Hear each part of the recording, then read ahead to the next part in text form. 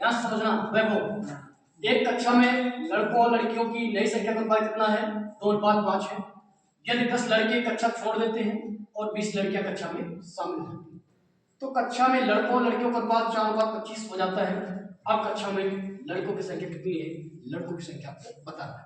ठीक है, वही रेशियो लगाओ पुराना, इधर लिखो बॉयज लिख देते हैं। ठीक है, बॉयज और गर्ल्स अनुपात कितना है? 2:5 का अनुपात है। ये है लड़कों का और ये है लड़कियों का। आगे कह रहा है कि 10 लड़के कक्षा छोड़ देते हैं तो क्या होगा? माइनस। और कह रहा है कि 20 लड़कियां कक्षा में शामिल हो जाती है तो प्लस।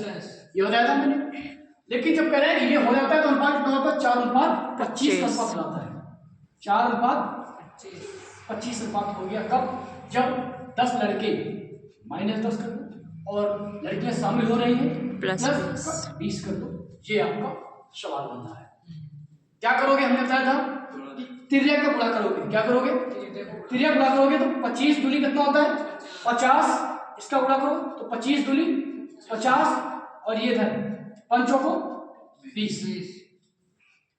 ठीक है, उसके बाद इधर नीचे करो इसको 25 दाम 250 और ये इधर 20 चौक 80।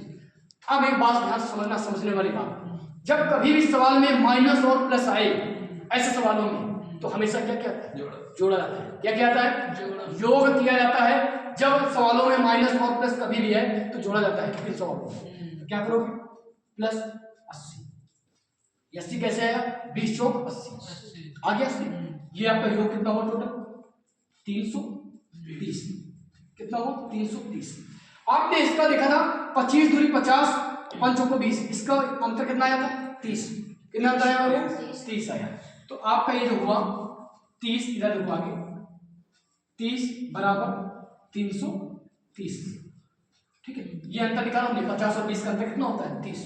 ये 0 से कट गया, 30 से काटो 11 पाएगा 11। लेकिन जब ये 11 कभी भी गुणा करोगे तो इन दो में नहीं करोगे, नीचे वाले में, इन दो में। कहां करोगे? इस दो में। लड़कों की पूछ रहा, बॉय की कह रहा है कि लड़कों की संख्या कितनी होगी? लड़के कितने हैं? 2। तो 11 दूना 22। ये, जबकि ये आंसर नहीं है, बिल्कुल गलत, ये आंसर नहीं है। कह रहा है कि अब कक्षा में लड़कों की संख्या कितनी है? क्योंकि 10 लड़के चले गए थे। कितने लड़के बचे? 12। कौन सा ऑप्शन सही है? आपका बी नंबर ऑप्शन बिल्कुल सही है। वो कह रहा है कि अब कक्षा में लड़कों की संख्या बताओ।